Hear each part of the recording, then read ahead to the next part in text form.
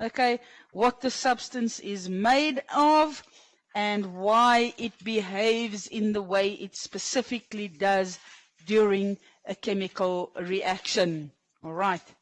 Now, in chemistry, we try and find patterns so that we can use these patterns to predict how things will react. For example, you all know that when an acid and a base react, the product is a salt and water. That could be considered to be a pattern, which we can use to predict what different acids would react to form. No. All right.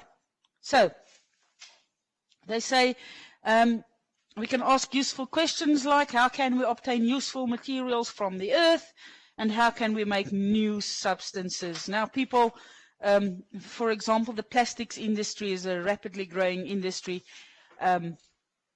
They design new materials every single day. Some are useful, some are not. All right. Although plastic was thought to be extremely useful, and it is, but nowadays there is a very, very large problem with plastic pollutants. No, plastics are persistent. They don't want to degrade. Yes? Yes, but then it releases carbon. Plants can't use carbon. They use carbon dioxide. It's one of the ways of disposing of it and trying to get it back into the cycle, but it's not a perfect method. Okay. If it decomposes under bacterial decomposition, then it usually ends up as carbon dioxide or methane, which can be burnt to form carbon dioxide and water vapor, which can be used by the plants again. All right. So there are problems with that, but that's environmental chemistry. All right. Now, the next section there in your textbooks, page 3, solids, liquids, and gases. In other words, the kinetic theory. What does the kinetic theory tell me?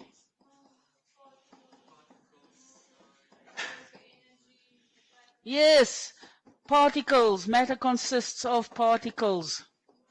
These particles have energy so they can move. There are spaces. And there are forces between particles. Two types of forces, attractive and repulsive forces. Okay, now solids. Solids consist of particles. What do we know about the movement of the particles in solids? Yes, they vibrate around a fixed position. In other words, in solids we say particles are orderly arranged in a crystal lattice. The movement is a vibration about a fixed position. What do we know about spaces in solids? They are very small, all right. The attractive forces are quite strong because it holds it rigidly in position. The repulsive forces we know, whether it's a solid, liquid, or a gas, when we start forcing particles together, then the repulsive forces come into action. But if we don't force them together, we can just ignore the repulsive forces because there are no repulsive forces in this pen. All right, until I start smashing the particles together, then the repulsive forces come into action. All right, so that would be the kinetic theory with respect to solids. In terms of liquids, particles consist of, matter consists of particles. How can I prove that in terms of liquid? If I poured some water out on the floor, tomorrow morning I'll come back. Will there be any water left? No, it will have evaporated. Okay, so the tiny particles have escaped from the liquid and it formed the gas, so it's disappeared. All right. Also, I can make, on a cold morning, I can make water vapor condense into droplets. Okay, so in a gas, we have particles.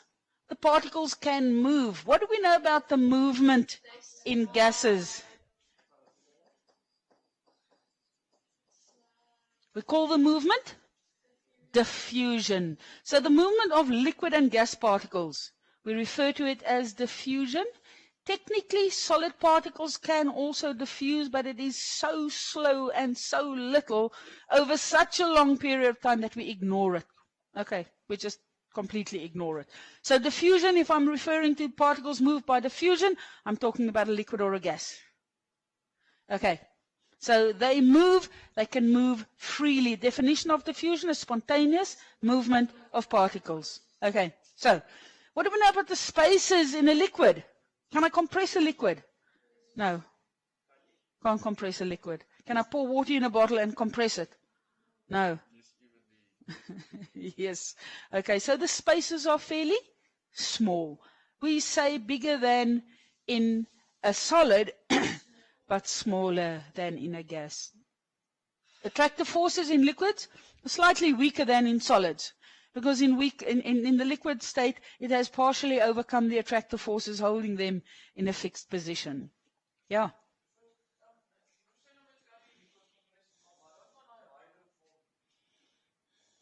I don't know. Pity. Okay. Yes, but under normal conditions, it's very, very, very slightly compressible, so little that we ignore it. But I don't know about hydroforming. Okay.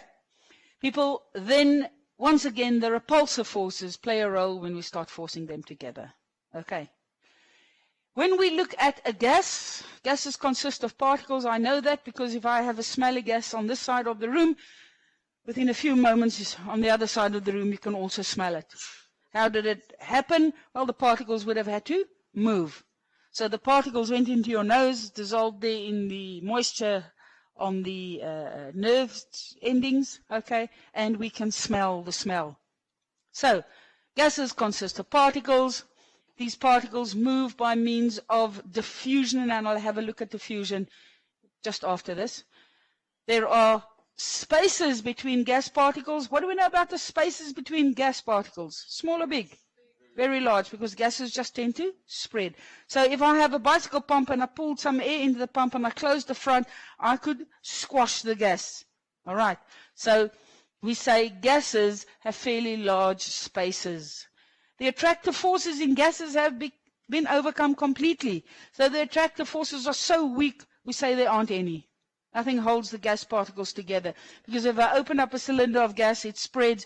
And if I open up the classroom, it will spread further. Okay.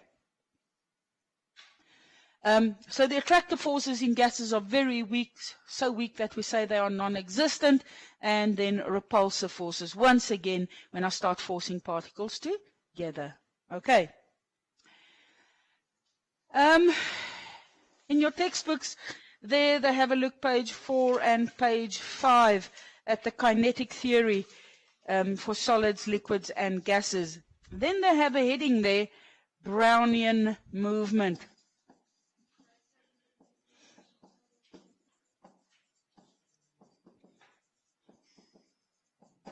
Okay, what is Brownian movement?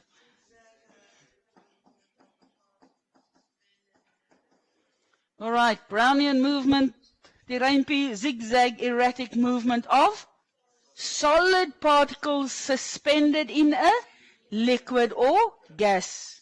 So we have two phases. We have a solid in a liquid, or we have a solid in a gas. The easiest illustration of Brownian movement, if you sit inside a room with the curtains drawn, a shaft of light shines between where the two curtains come together. You can see the little dust particles just moving aimlessly, dancing about in the air. That is Brownian movement. The dust particle is the solid particle, and the air, we can't see that. The solid particles bump into the air particles, and they move erratically. All right. The difference between Brownian movement and diffusion, in Brownian movement we have a solid particle suspended in either a liquid or a gas. But in diffusion, it is the particles of the liquid or gas that moves. In other words, if there wasn't diffusion of gases, would we be able to observe Brownian movement? No, because the air particles diffuse, they are moving. And they bump into the solid particles that are very light. Okay, we get the Brownian movement. Do you understand that? Okay, even though this classroom is closed up, because we have air in it, there is diffusion. Some of the textbooks keep on saying that diffusion occurs from a point of high concentration to a point of low? Yes, it does. But if the concentration is spread uniformly throughout, it still keeps going. It doesn't stop. Do you understand? All right, that is quite important because that's a misconception that they sort of tend to confuse everybody with. All right, so in your textbooks there on page 5, we have Brownian movement. Now, still there on page 5, in terms of diffusion,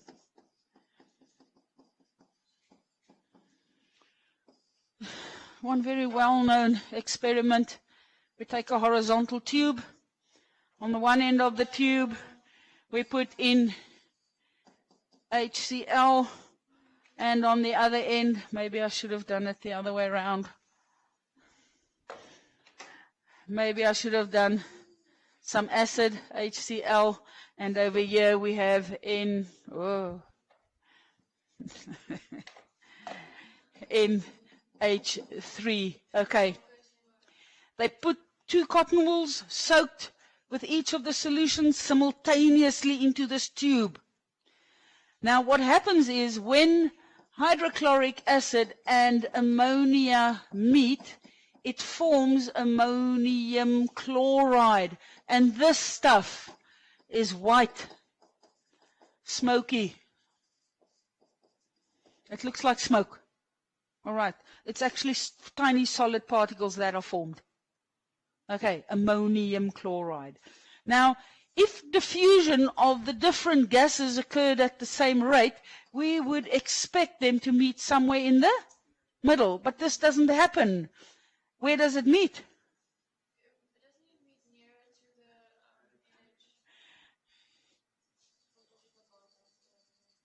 It forms the ammonium chloride ring closer to the hydrochloric acid than to the ammonia. What is the explanation of it? Smaller, lighter particles can move faster than bigger, heavier particles. Do you understand that? All right. So in terms of diffusion, not all gases diffuse at the same rate. We tend to find that the lighter gases diffuse faster than the heavier ones. That's the first factor. The second factor, if I went and investigated diffusion in gases in relation to diffusion in liquids, we are going to find that diffusion in gases occur quite rapidly, while diffusion in liquids takes slightly longer. All right. If I take a smelly perfume and I release it on one corner of my class, within moments you can smell it in the next corner. But if I took a container and I dropped a single drop of blue ink into it, it takes a couple of seconds for this ink to slowly disappear as it spreads into the water. Do you understand?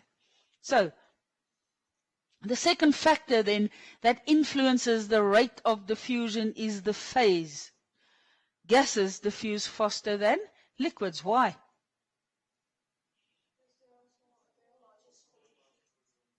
In gases, what do we know about the attractive forces? Almost non-existent. They've been overcome. In liquids, the particles are still under the influence of the attractive forces, so they aren't completely free to just move. All right? They are held together very slightly by these forces. The third factor then that will influence diffusion is the temperature. And just very simply, temperature is a measure of the average kinetic energy of the particles. So at a higher temperature, particles have more kinetic energy. If they have more kinetic energy, they can move more. All right. So hotter temperatures faster diffusion rates than lower temperatures. If I did the exact same experiment in a fridge or in the freezer, then it will take much longer to form this ring, although it will still form closest to the hydrochloric acid. Okay. Is julle met my? On a hot day, it's going to go faster than on a cold day. Yes, yes. If you warm the one, it's going to go faster than the other. Okay, so I can mess around with this experiment. I can go and warm up this. Okay. Yes, then it's going to go, it's definitely going to go faster, no? All right. So, 3 factors that influence the rate of diffusion.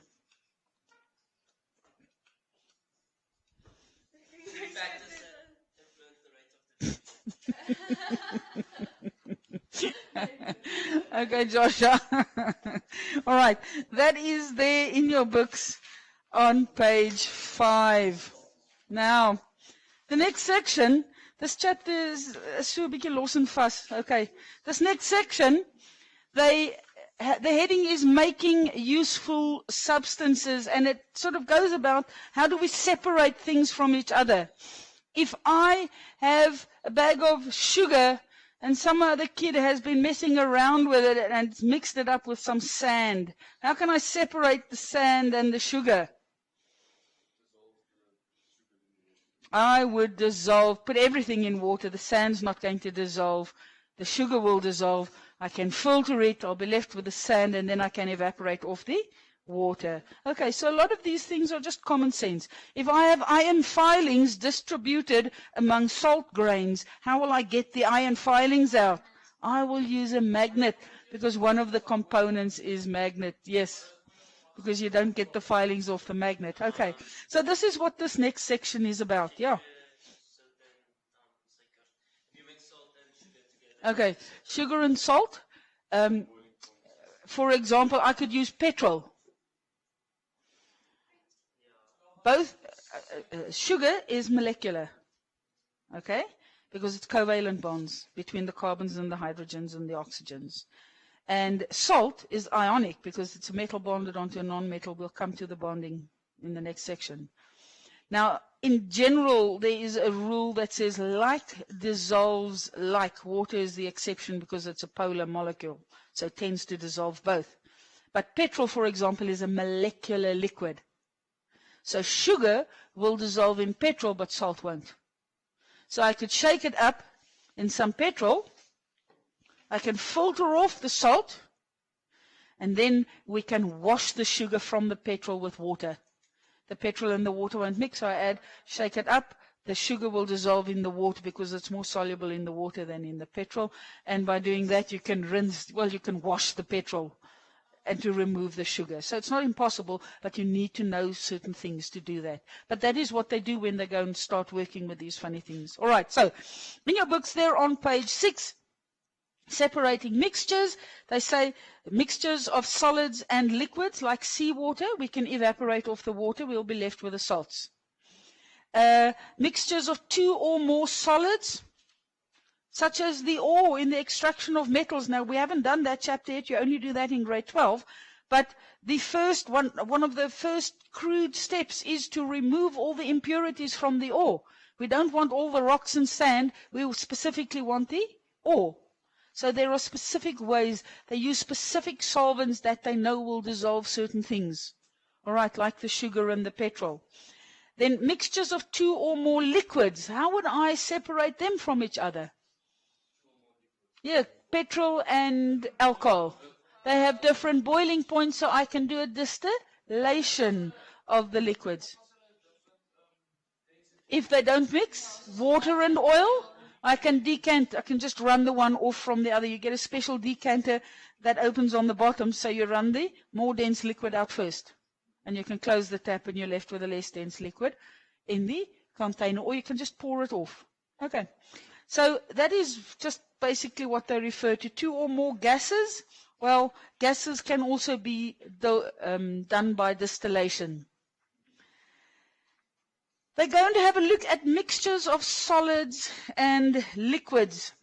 Now, when I have a mixture of a solid and a liquid, for example, I take sugar and I've got it in water. If I've got sand and water, I can filter it off because the sand is not soluble. Now, well, let's say I have pure sand with no other minerals and stuff in it. Okay? The sand won't dissolve, or the one component doesn't dissolve, then I can filter it. Okay?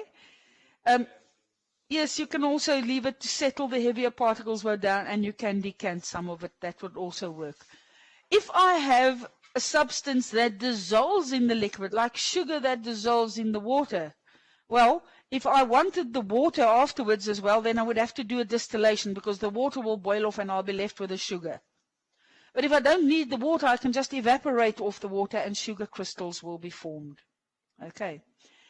Sometimes I have, if I want to make copper sulfate crystals, I've dissolved the copper sulfate in my solution, I will evaporate off some of the water until my solution becomes saturated.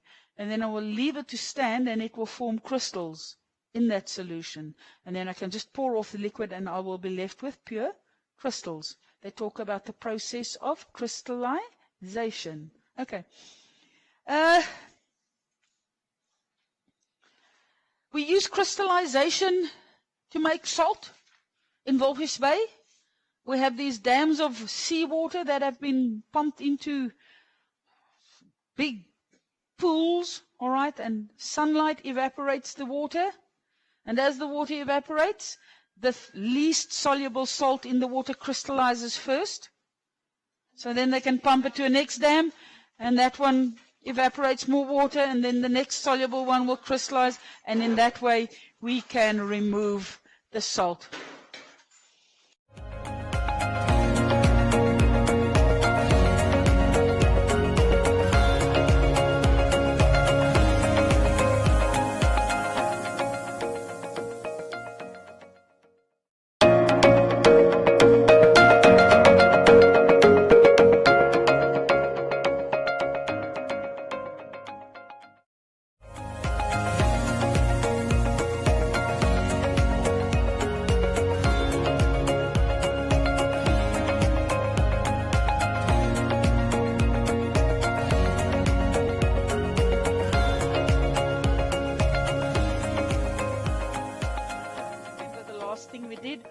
Brownian movement, and then Brownian movement in comparison to diffusion. How do they differ? What is diffusion?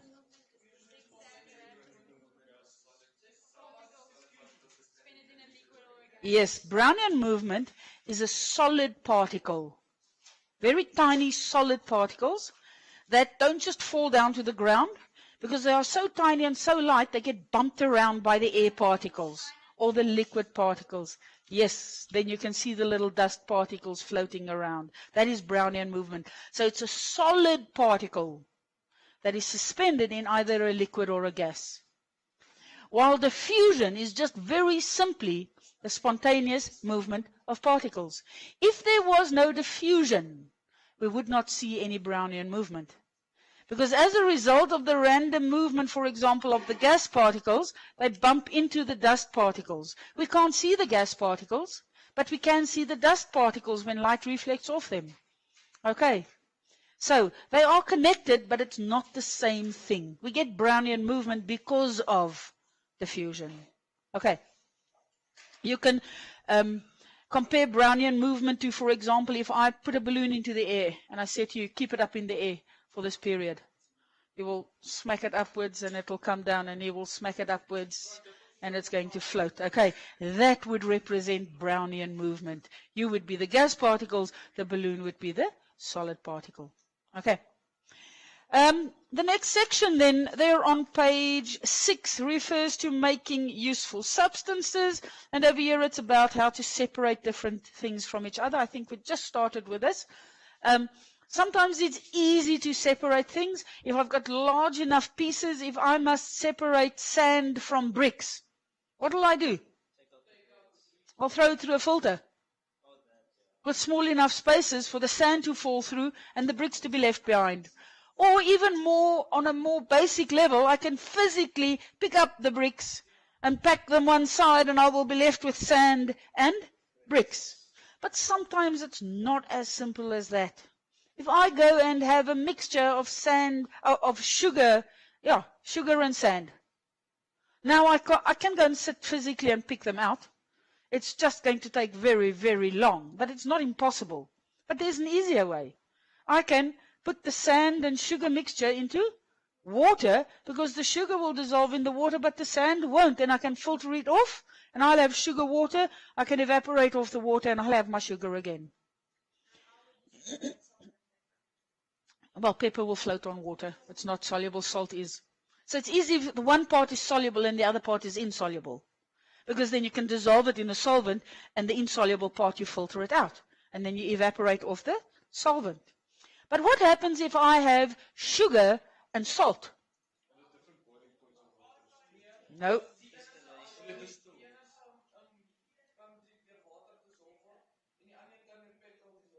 Okay?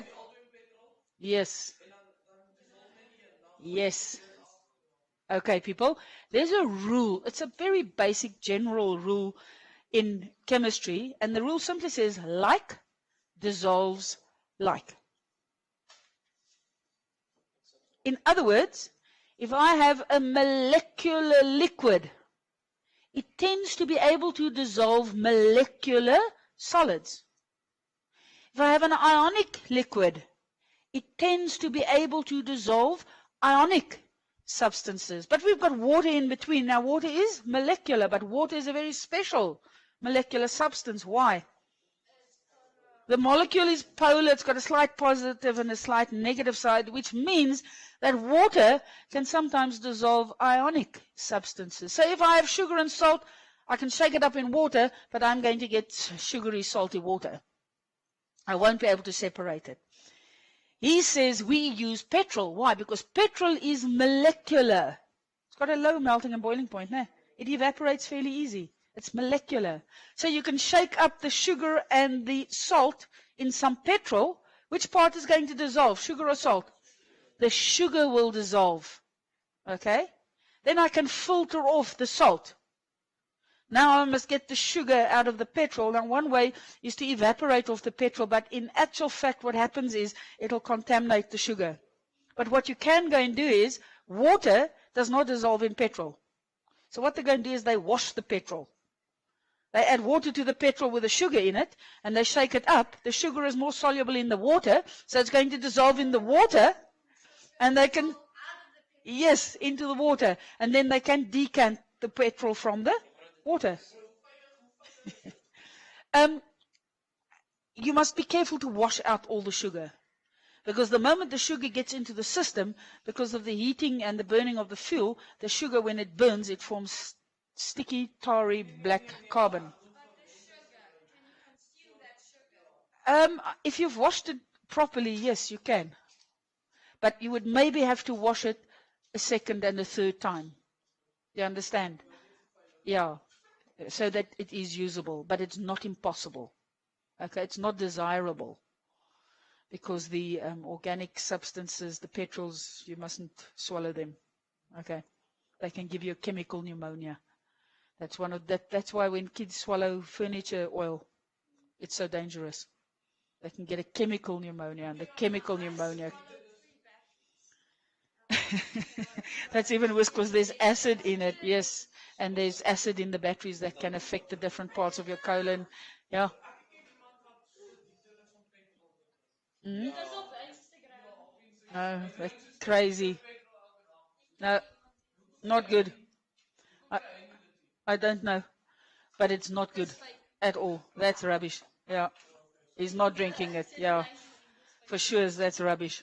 Okay, so in your books there on page 6, they refer to how to separate different mixtures.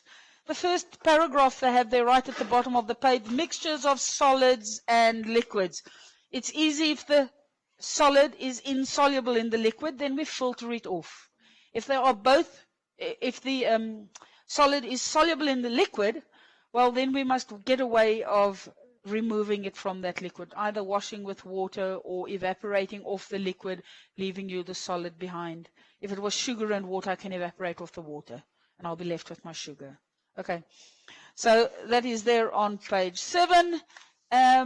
If I have sugar and iron filings, how would I separate them? A magnet, because the iron filings is magnetic. So it's still a way of mechanically sorting it. I'm just using a magnet. Yes, you can. They do in the mining industry. They allow the ore to fall down a chute, and as a result of the friction between the chute and the ore, they tend to pick up a static charge, the ore one charge, and the waste another charge. And it's a very crude separation, but it does work. Okay. So the next heading there, mixture of 2 or more liquids. If I have water and alcohol, how am I going to separate them? I'm going to boil it, because when I have mixtures of liquids, we must look at, are they soluble in each other or are they insoluble? If I have oil and water, I can just decant it.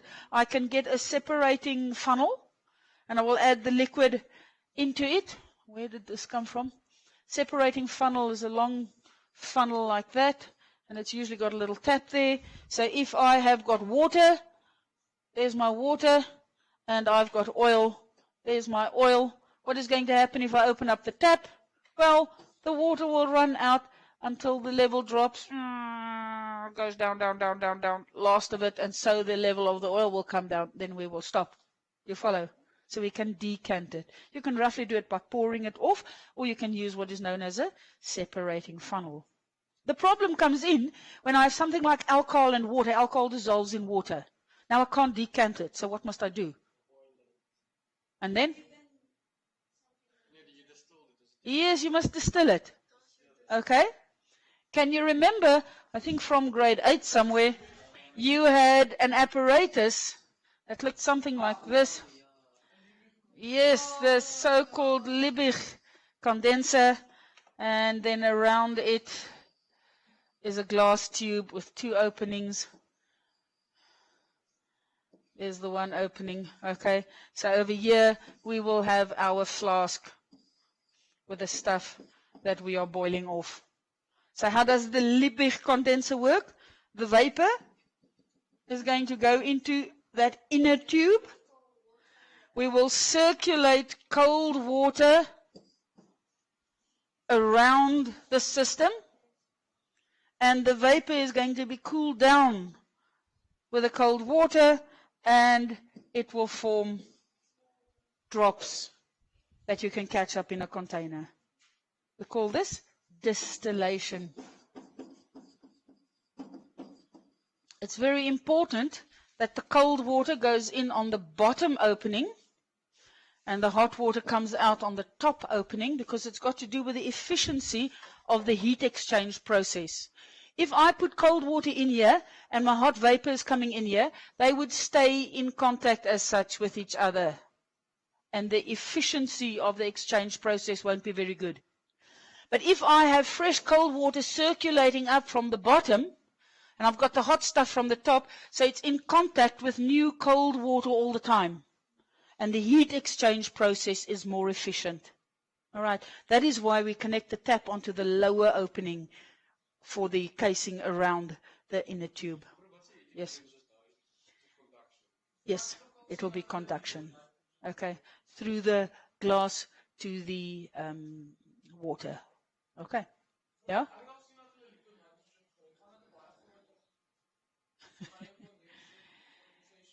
Yes, you will have to have a much colder setup here. You would have to pack it in dry ice or even lower temperature to make it condense. Okay, you would have to have a very efficient cooling system. Yeah? Oh, then they use, the coolant is, yes, you can use that.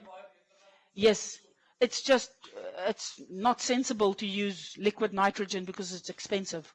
Water is cheaper. But there will be some specialized processes where the thing is very volatile that will require a very low temperature to condense. Yes?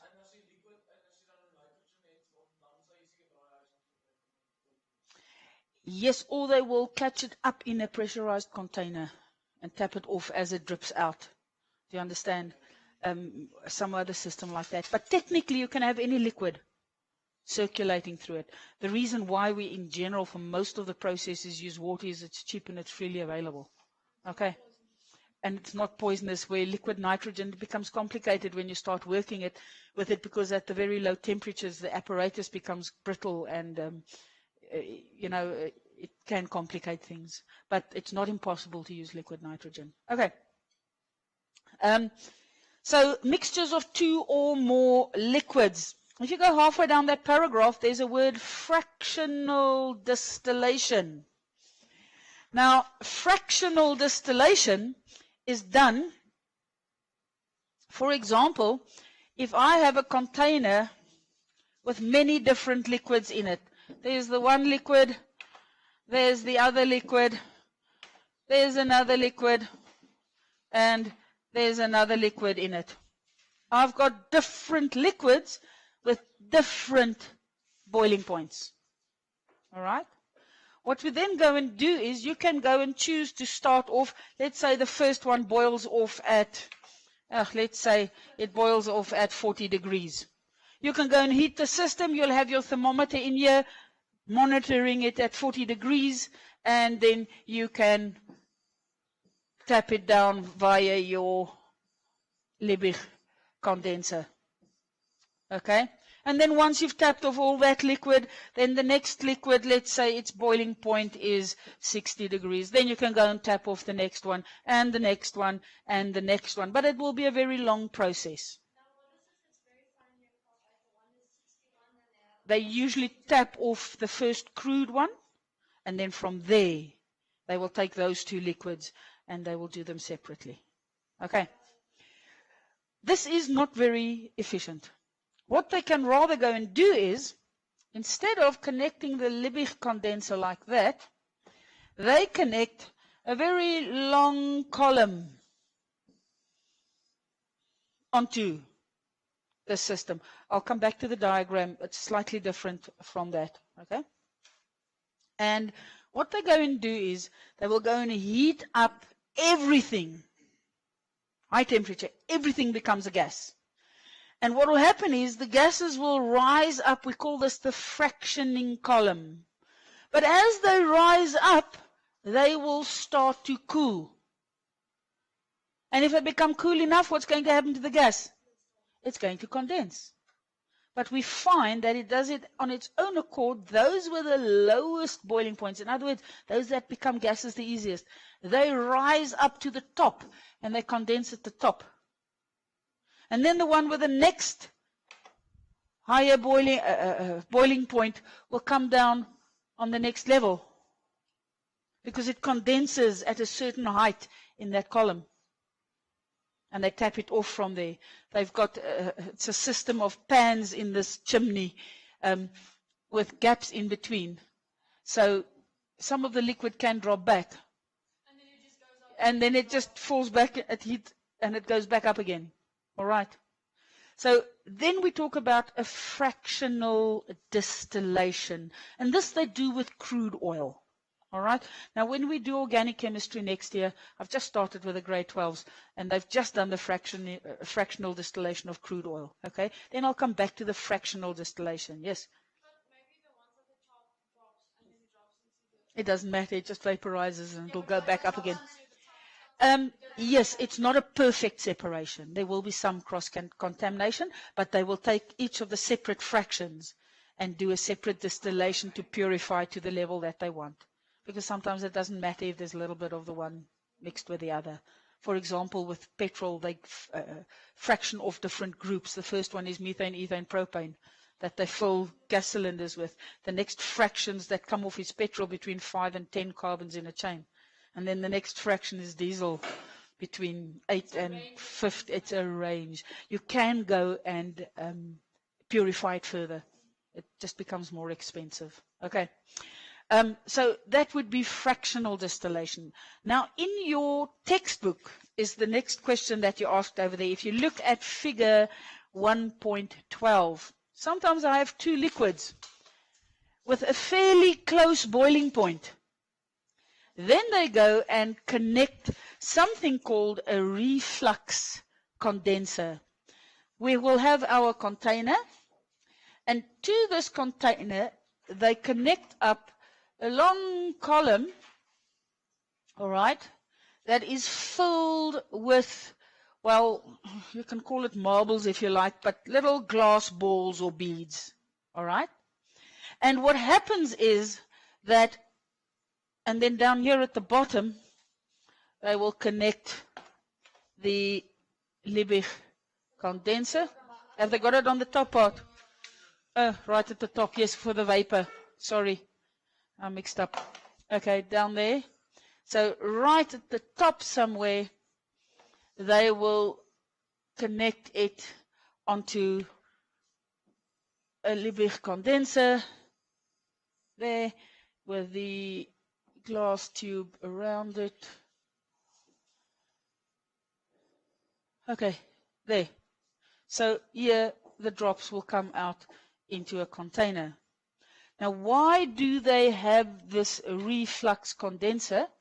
Let's say we have got, these are all the beads, I'm not going to draw them in. But what happens is, if both the liquids form a vapor that we have in here, All right? They both form a vapor. They are going to rise up, but as they bump into the glass beads, they're going to lose some energy. And what we are going to find, the one with the lowest boiling point is going to be able to remain a vapor. The one with the next highest boiling point will condense and drop back into the container until all of the liquid with a lower boiling point has been fractioned off. Do you follow? Okay. So they can then do it this way. This is done when we have very close boiling points. Lowest one goes up the highest. So the one with the lowest boiling point is going to boil off first, because the one with the higher boiling point is going to condense and fall back into the container. Not always.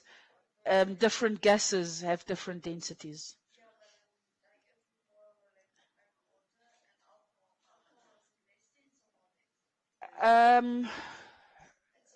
I don't know. I think it is probably less dense, but it's not the density that influences this as such. Okay. It's got to do the boiling point. It's not the density. You can get something with a low density that has a fairly high boiling point. Okay. Yes.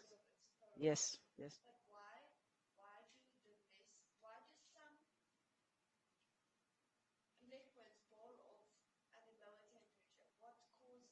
It's the forces between the particles.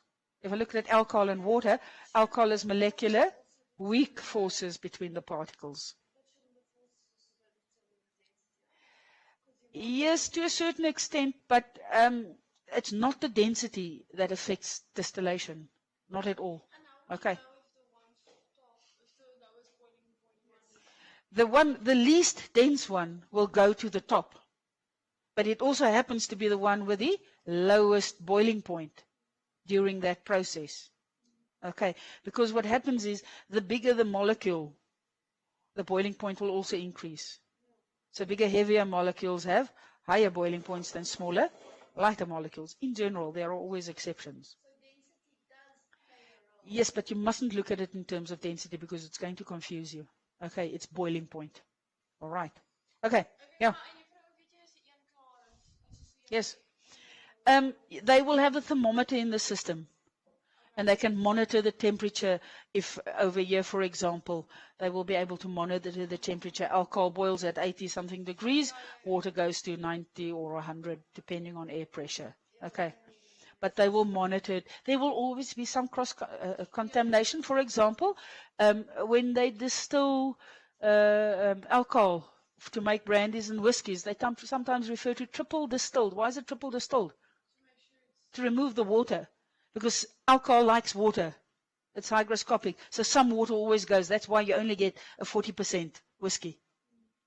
To get 100% alcohol is very difficult because it likes absorbing water. But it's not impossible. Yeah, well.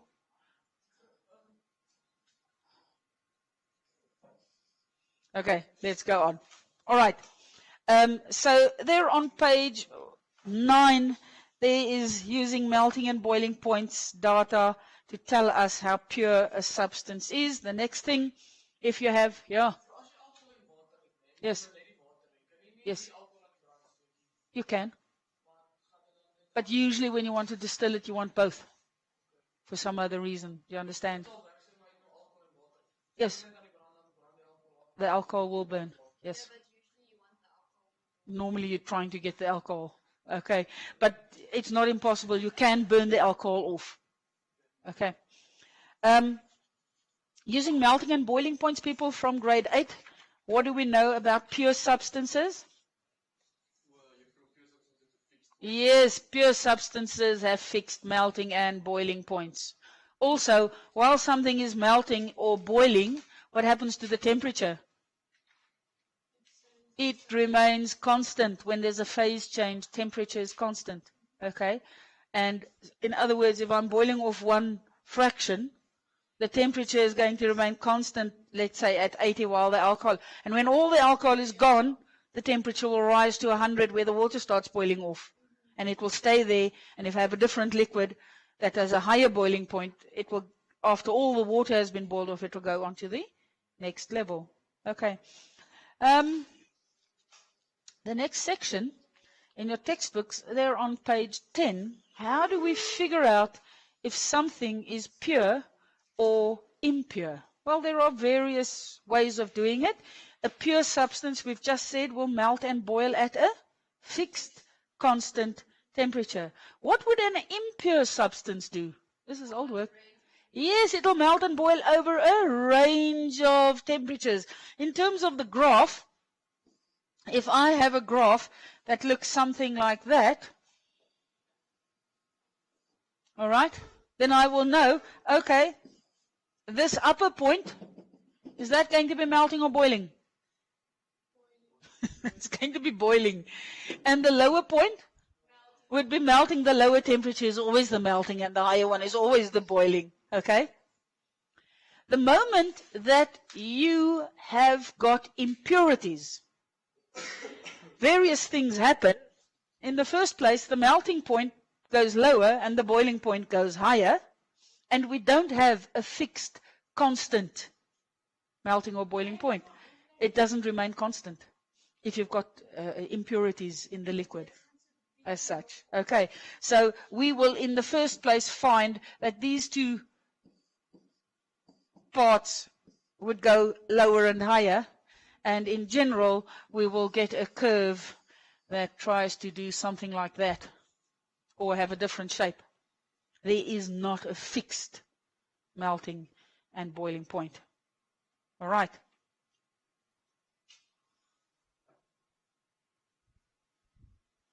Don't wake him. Yes. Impurities, simply lower melting points and higher boiling points. There's always an exception to a rule, but in general, melting point goes lower. Have you tried freezing water with salt in it? Doesn't want to freeze. That is why they add salt in Europe, where the road starts freezing up. They add salt to the road. Keeps the water slushy. Yes. Yes. Yeah. It's got to do, why does it? It's got to do with the surface tension that changes when you dissolve something in it. And it's surface tension that holds the bubble. So if you can weaken, if you add certain things to it, you change the surface tension. Okay. And then the bubble will burst. All right. Or in terms of,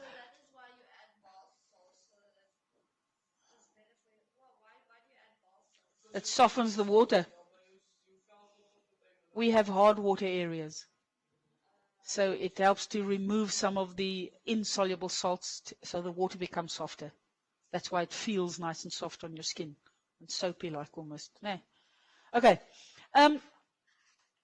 So if I want to determine whether something is pure or impure, I will go and have a look at melting and boiling points. If something is pure, it will have a fixed, constant melting and boiling point. And I can go and look up. If I think that I have water, I will know, okay, water melts at 0 and it boils at 100.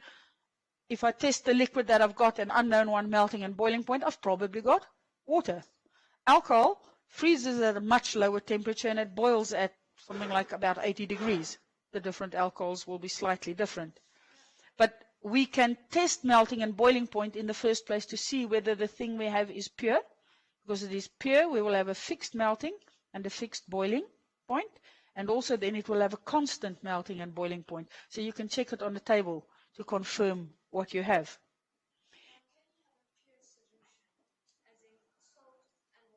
No, chemically it's not pure because a solution impure, implies you have a mixture, except the one component dissolves.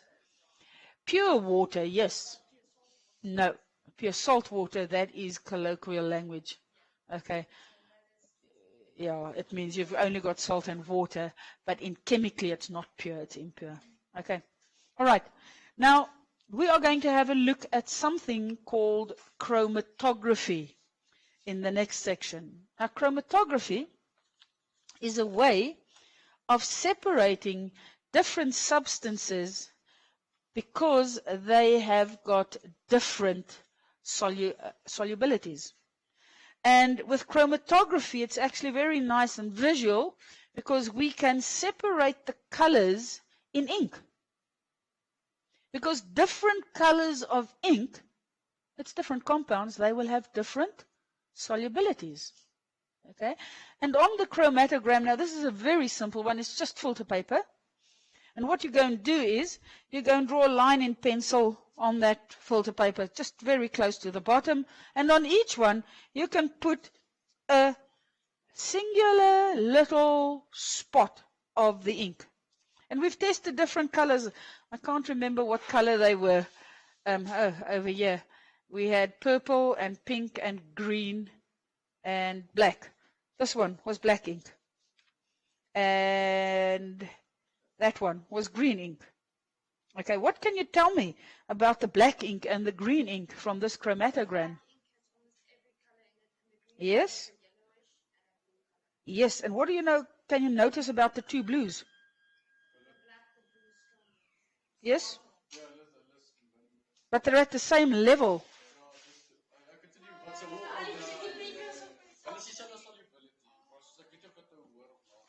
Different substances have different solubilities. Similar substances have similar solubilities. And what happens on the chromatogram, the most soluble substance is drawn up higher. The least soluble ones get left behind. Okay, we will carry on the next period.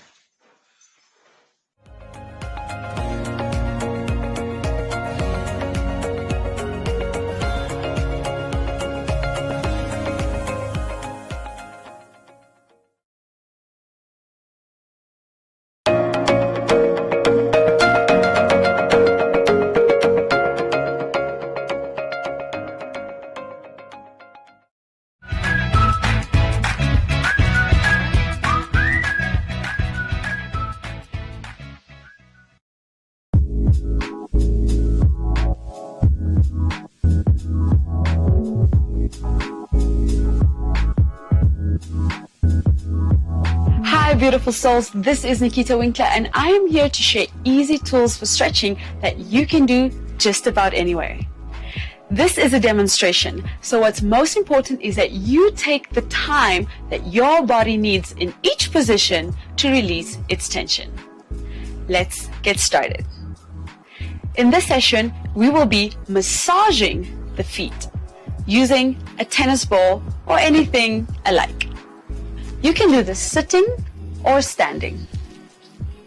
So first I'm going to place the ball in the center of the foot and I'm going to press into the ball to feel the foot open up, and then I'm going to start rolling the ball vertically from the inside of the foot to the center and to the outside, and I'm giving enough pressure to feel tension release. Next, I'm going to take the ball to the front of the foot, press into it, feel the ball of the foot open up, and then I'm just going to do horizontal motion, side to side. Last, I'm going to place my toes on the ground and the ball close to the heel of the foot, underneath the heel of the foot. And again, same. Horizontally, side to side. And that's about it. If you feel a lot of tension, then just stop there, press into it, and hold it until the tension releases.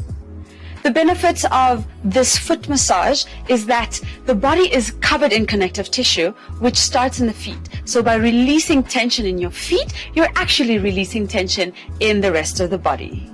Thank you for joining me. Don't forget to breathe into your feet and happy stretching.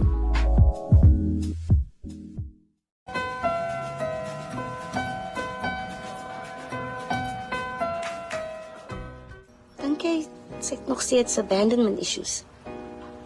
Is moontlik? Nou, ons moeite met die sprokies. Ek probeer so hard om my kind gelukkig te maak, maar ek kry dit nie reg nie. Probeer net help, dis al. Jy doen niks sonder bymotiewe nie. So jy hou van die tattoo? Nee. Maar jy kan nie liefde koop nie. En beslis nie myne nie. Jou regular. Am I that predictable? Jy's 'n gereelde klant en ons net soveel maniere om koffie te drink. How do you like your coffee? Gewoonlik swart sonder suiker. Does black and bitter only pertain to your coffee preference? Ek hou maar net van my koffie sonder melk. Hoe gaan ek 'n bal raak slaan na 2 glase wyn? That was part of my plan. Wat? Om haar tipsy te maak sodat jy kan wen. I'm terrible at pot.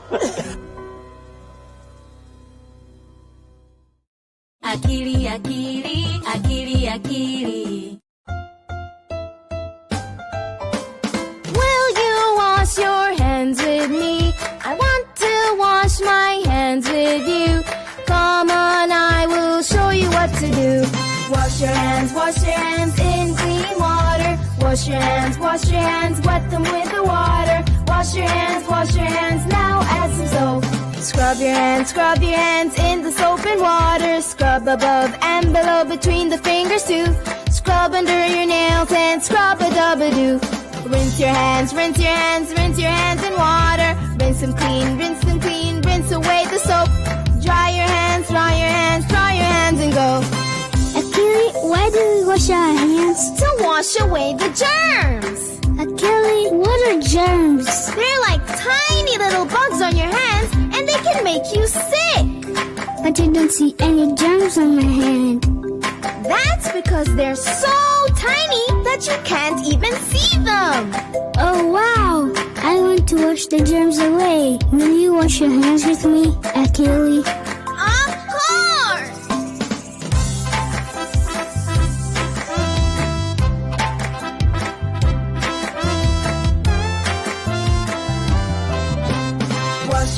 Wash your hands in clean water. Wash your hands, wet them with the water. Wash your hands, now add some soap. Scrub your hands in the soap and water. Scrub above and below between the fingers too. Scrub under your nails and scrub-a-dub-a-doo. Rinse your hands in water. Rinse them clean, rinse away the soap. Dry your hands and go. Great job, Haruma! Can you tell me the 4 things we did to wash our hands? I can try. 1. Wash our hands with water. 2. Put soap on our hands. 3. Scrub our hands all over. 4. Rinse our hands clean with water. That's right! You got it! Wash your hands, wash the germs away.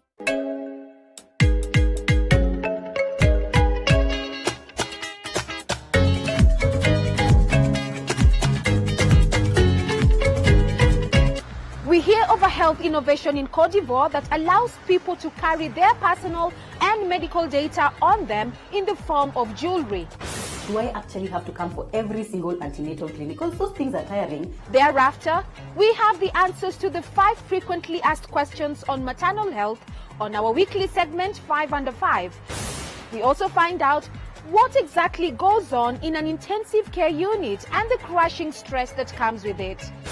But first, what do you do if your baby is choking? We hear the untold stories of what could happen when a baby's choking gets serious and goes unattended.